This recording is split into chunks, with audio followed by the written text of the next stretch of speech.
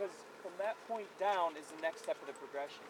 But the idea and the points to relate across, or relay to your students at this part of the lesson, in this portion of the lesson, is that one, it creates foot-to-foot awareness. Okay?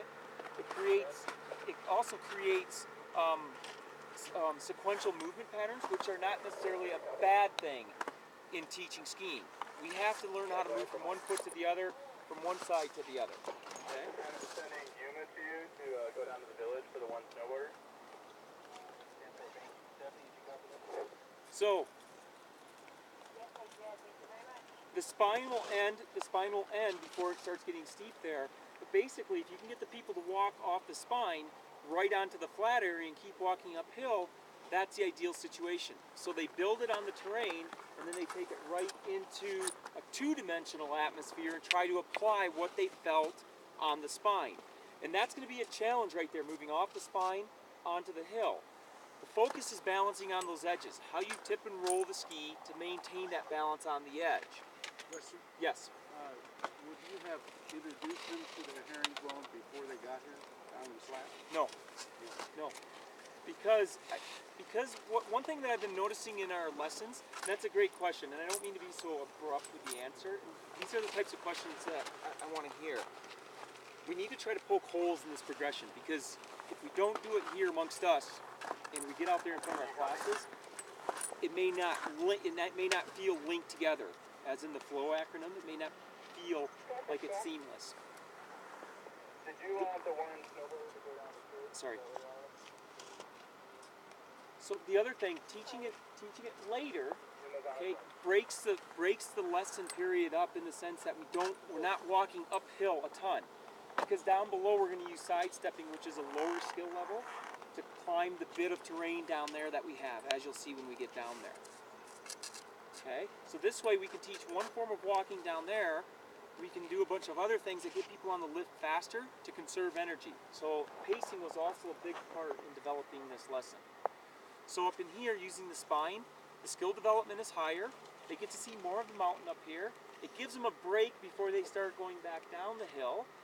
But one thing we need to do from a safety standpoint is we're going to need to run a fence across the top up here, down a short fence. Well, not necessarily baffled, just a little bit of a fence to make sure that we don't have people going head on with the climbers at this point. Divert them from the spine. This part of the spine. Yes, exactly. And we want to use that flat spot right there, because if we get that coming more level across, it's going to take this terrain in here and create it more level on an incline slope. You know what I'm saying? So it's not going to have this dual fall line. I'm looking for as clean of a fall line here as we can possibly build. It's just going to take just a couple more feet of snow, which isn't unheard of in an overnight storm, as you guys know. So we're using the spine here. We're coaching the balance on the edge.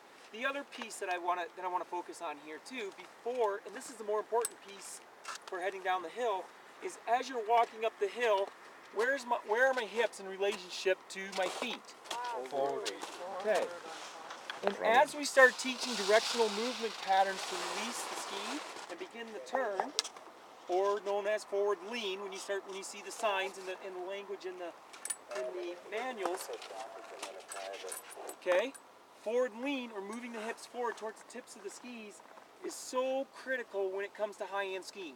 How many here is working on moving the hips forward into the turn? Out of us, to regain, okay? Okay, well, to a point, I mean, unless you own it, but I tell you what, at the national team level, we were all working on moving our hips forward, so just throwing that out there, and that's all we did. That's all we did for a week at Copper, so is moving our hips into the turn. Because as the speed increases, it's more difficult to move the hips forward. Because we don't typically teach it until we get into intermediate and above skiing. All right. Typically, I see a lot of, and I'm not pointing fingers at anybody in this group, but typically at the lower levels, I see more up and down movement patterns versus directional movement patterns with the hips. Okay. So that's the first part of the spine. It's climbing. All right. But it's climbing up here, and it's a higher skill level. Are there any questions? Yeah. So where do they climb up the spine? Do they climb in the middle of the spine or on the side of the spine? That's what I was going to borrow my pole. Okay. Sorry about that. Okay, so if this is the top of the spine right here, for those that have never utilized the spine, 1 foot on either side of the spine, and what it does is it actually creates, it drops the tips relative to the tails. Thanks. I need a skier for a private lesson. Let's call from Terry's group, because he had, please, thanks Don. Don't you love it when I get to give the boss directions? Did you get that on video? I did. Don, sorry, I guess I'll pick up my last paycheck soon. So 1 foot, great question, Andy. 1 foot on either side of the spine. And as you know, it's very similar to a wedge position. It automatically puts your skis onto edge.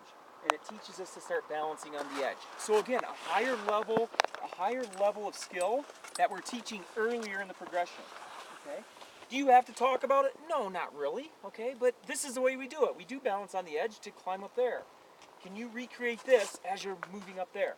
Can you recreate the forward movement with the hips as we head down the hill? Those are the 2 points for this portion. Okay? Then, any more questions? Would you ever come back to this if you had a level 3 or 4 who was having problems with hip forward or any other skill? You can revisit this as many times as you feel necessary to build these movement patterns. Okay? I forgot the third point. That's a great question too. The other point to this is when you are climbing, you're extending. Okay? And when I extend, what does this feel like to me? The hip flexor is open, the knee joint opens up, but yet I maintain contact. I maintain contact with the shin and the front of the boot. Okay? And that's what it feels like as I extend. The only thing that I feel different from this with a dynamic turn, at least I hope I feel this differently because otherwise it hurts, the placement of the foot. Does that look familiar? Yes. How much did I change? Okay. That's the only thing that's changing from what I'm doing here to a 40 mile an hour GS type of turn. Do you recommend using poles or not using poles the first time around going up? Another great question. I have it written to leave the poles behind on the first go, and then on the second go, okay, palms on top of the poles. From this position here, gripping the pole grips to the palms on top makes a world of difference as you climb. It makes it a lot easier. So yes, we do work with using the poles. So, and again, I don't want to put a black and white. I don't want to put a black and white on this progression. Okay?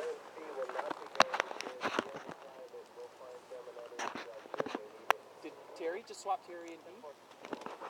I'm confused, sir.